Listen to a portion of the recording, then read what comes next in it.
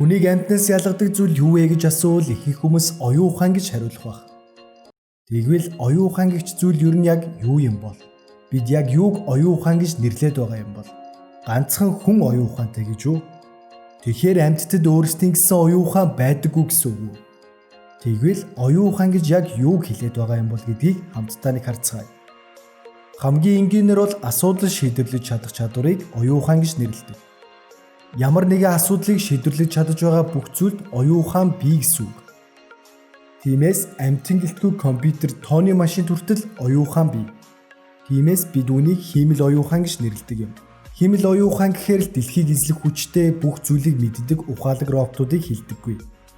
Хүний гараар хийсэн ямар нэгэн асуудлыг шийдэж чадаж байгаа бүх үйлдэлийн систем болгон хиймэл оюун ухаан. Тэгвэл хүн болон амьтан хоорондын ялгаа юу гэж энэ асуултын хариултыг танд үлдээ.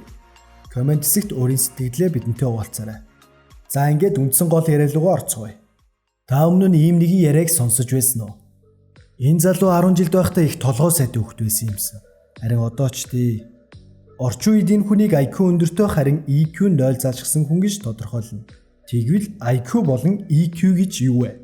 Яагаад хүмүүс энэ хоёр тийм их ач холбогдол өгöd байдаг вэ?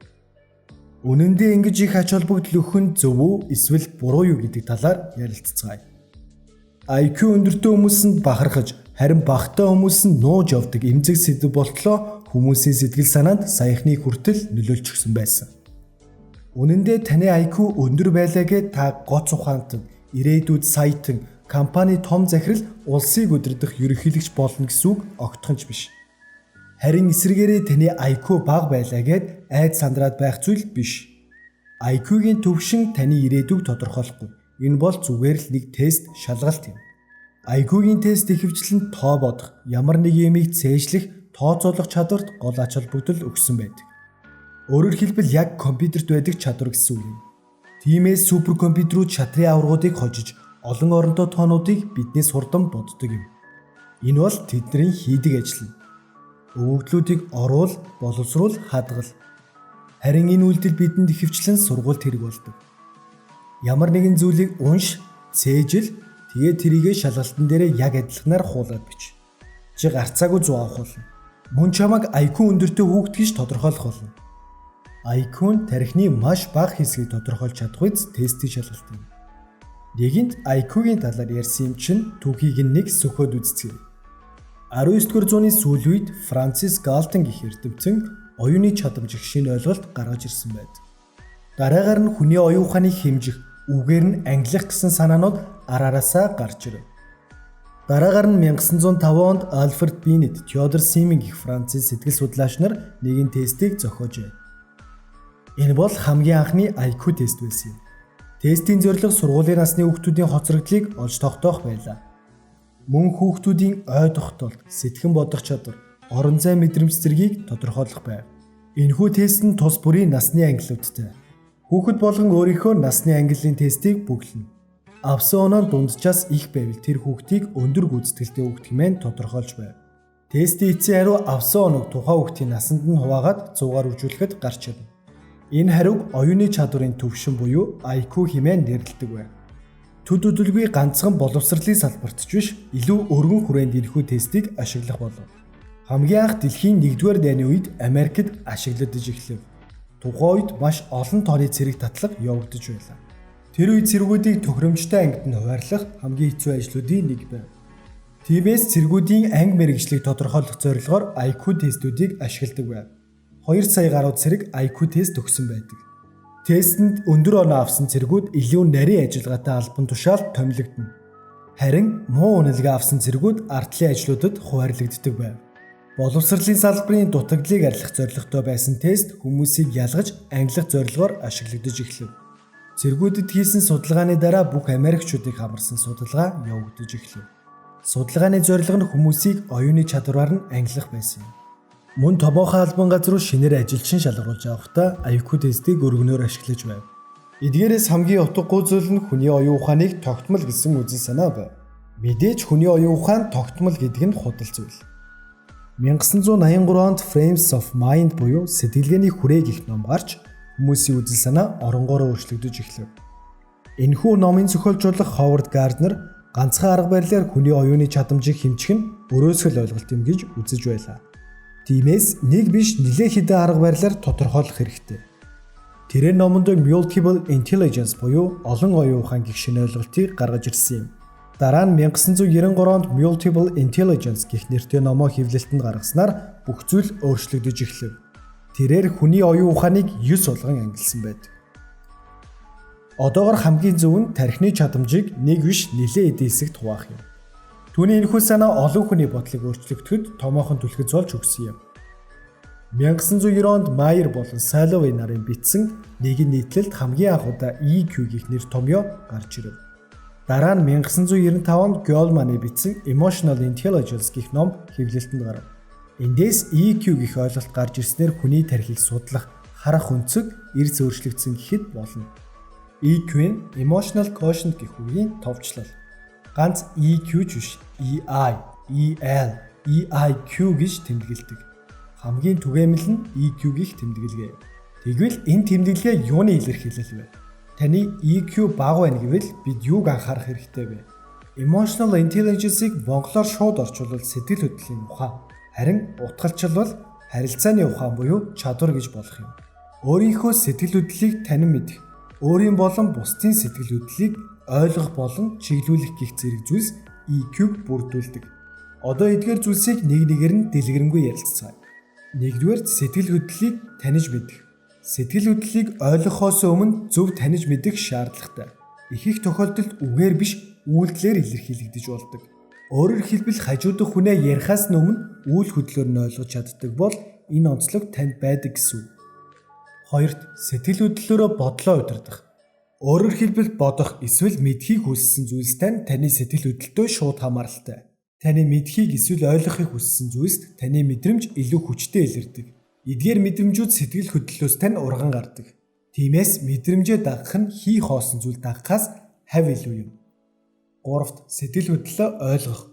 Өөрийнхөө сэтгэл хөдлөлийг биш, бусдын сэтгэл хөдлөлийг ойлгох. Бусдын оронд өөрийгөө тавьж үзэх чадварыг эмпати гэж нэрлэдэг. Бусдыг хэцүү байдалд орсон үед тэр хүний оронд өөрийгөө тавьж тэр хүнийг яагаад ийм зүйл хийснийг ойлгож чаддаг бол таны эмпати маш сайн гэж үзэж болно. Гэхдээ бусдын оронд өөрийгөө тавьж ойлгоно гэдэг бодсноос ч хамаагүй хэцүү зүйл. Ойлгох болон жинхнээсээ ойлгох хоёрын дунд асар том ангал бай. Өөрийн болон бусдын сэтгэл хөдлөлийг ойлгох нь үнэхээр хэцүү адармаатай зүйл. Бид ихэнх тохиолдолд сэтгэл хөдлөлүүдийг буруу ойлгосон байдаг. Жишээ нь хэн нэгнийг уурлаж байвал тэр хүнийг яагаад уурласныг, үнэн дээр хэлхийг хүссэн зүйл нь яг юу байсныг ойлгох чадвартай хүмүүс маш цөөхөн байдаг. Тань руу хэн нэгэн уурлах үед түүний ууралсан байгааг нь мэдэх маш амархан. Харахад л ойлгомжтой. Харин ууртай байгааг нь ойлгоо зогсохгүй яагаад уурлаж байгааг нь ойлгох хэрэгтэй. Таны хийсэн эсвэл хийгээгүй зарим зүйлсээс тань шалтгаалсан байж болно. Эсвэл танаас хамаараагүй өөр ямар нэгэн зүйлс байж болно. Хамгийн эцэст нь EQ-гийн хамгийн хэцүү хэсэг буюу сэтгэл хөдлөлийг удирдах. Сэтгэл хөдлөлийн ухааны хамгийн чухал хэсэг нь энэ. Сэтгэл хөдлөлөө ойлгох, түүнээс гадна бусдын сэтгэл хөдлөлийг зөвөр ойлгох. Үүнд нь зөв тохируулж харьцах нь хамгийн хэцүү хэсэг. Энэ хэсэг таны таамаглаж байгаагаас ч маш чухал. Ихэнх улс орнуудад нийгэмтэй хэрхэн харилцах, өөрийгөө болон бусдыг хэрхэн ойлгох талаар хичээлүүд бүр бага ангиасан заах хөтөлбөрүүд явагдаж эхэлж байна. Үүний зорилго нь зөвхөн сэтгэл санааны эрүүл байдал, тайван амгалан байх биш. Энэ хөтөлбөрийг хэрэгжүүлж байгаа зорилго нь хүүхдүүдийг сургуулийн болон бодит амьдрал дээрх асуудлуудыг илүү сайн шийдвэрлэж чаддаг болох боломжийг хангах явдал юм. Нөгөө талаас EQ-гийн энгийн амьдрал дээрх нөлөө маш их. Жишээ нь EQ өндөртэй хүмүүс сэтгэл хөдлөл хүчтэй гэдгийг маш сайн мэддэг. Гэхдээ хамгийн чухал нь сэтгэл хөдлөл нь төр зүрийн зүйл гэдгийг ч маш сайн мэддэг. Жишээ нь хэн нэгэнтэй хэрэлдэх үед дараа нь харамсах, эсвэл хэн нэгний сэтгэл гүн шарах үлдээх үг хэлэхгүйгээр өөрсдөө тайвшруулж чаддаг. Өөрөөр хэлбэл ямар нэгэн хариу үйлдэл үзүүлэхээс өмнө гарах үр дүнг нь боддог бол таны EQ нэлээд өндөр гэж хэлж болох юм. EQ өндөртэй хүмүүс бусдыг ойлгох, бусдаа харилцахдаа зөвхөн сайн биш. Өөрийгөө юу чадах, юу чадахгүйг маш сайн мэддэг хүмүүс байдаг. Хамгийн чухал нь өөрийгөө юу хүсэж байгааг мэддэг хүмүүс байдаг. Тиймээс энэ төрлийн хүмүүст маш том зорилго байдаг. Ер нь зорилго яагаад байх хэрэгтэй гэж. Боломж. Маш их төрлийн боломж хаасайгүй байж л байдаг. Мэдлэгтэй болох боломж, мөнгөтэй болох боломж, амар тайван аз жаргалтай болох боломж. Харин яг аль боломж тань тохирно гэдгийг мэдэх хэцүү. Тиймээс мэдлэгтэй болох боломжийг мөрөөдөж яваад мөнгөтэй болмоор санагдана. Дараа нь ахиад л ямар нэгэн өөр зүйл хиймээр санагдана. Тэгээд асар их боломжийн дунд хүн төөрчөгдөв. Энэ олон боломжийн төөрдөг байшин шиг газар таны зорилго таныг чиглүүлэх юм. Төөрөхгүй тул замаа зөв олохын тулд танд зорилго хэрэгтэй. Гэхдээ зорилго том байх хэрэгтэй. Бүр маш том байвал бүр илүү сайн. Жишээ нь ангараг руу явах ч юм. Саяхан дэлхийн хамгийн баян хүн болсон хүний зорилго нь ангараг руу явах гэдгийг бүгд мэдэх байх. Тийшээ явахын тулд зорилгодоо хүрэхин тулд боломжтой бүх зүйлийг хийж байгааг бид бүхэн харж байна. Зорилготой нь жижигхэн байвал маш амархан хүрчих. Мэдээж зорилгодоо хүрэх мэдрэмж гоё. Зорилгодоо хүрчлээ. Гэхдээ амархан байсан. Гэхдээ та импостер синдром гэх зүйлтэй учирч магадгүй. Таны хүссэн зүйл тэр биш ч байж болох юм. Тиймээс хүрэхэд маш урт удаан хугацаа шаардах зорилгыг өөртөө тавь. Зорилгодоо хүрэх тэр явцдаа та хөгжих болно. Тиймээс ямар нэг юм сурыг, мэдий гэж бодож ивэл түүнтэйгээ тохирсон зорилгыг тавь. Тэгээд ихэл. Тэгвэл илүү зугаатай, илүү амархан, илүү ихтгэл дүүрэн байх болно. Ингээд EQ чухал уу, IQ чухал уу гэдэг асуултын хувьд бол хоёулаа чухал. Энэ нь илүү сайн, энэ илүү муу гэлтгүү хоёулангийнх нь давсыг нь тааруулах хэрэгтэй. Яг л арга бэлэг хоёр шиг, эсвэл хайбрид хөдөлгүүр шиг. Цагааны дотор хар, харын дотор цагаан байдаг шиг. Эсвэл цахилгаан хөдөлгүүр болон бензин хөдөлгүүрийг хослуулж амжилтанд хүрсэн хайбрид загвар шиг. Нэг зүйл рүү хэд туйлшралгүй сайныг нь аваад мууг нь гээв. Бүх зүйлийг хэд сайн, хэд муу гэж битгий туйлшир. Бүх зүйлд авах гэхийн ухаанаар хандах нь таныг илүү олон өнцгөөс харахтай нь туслах болно.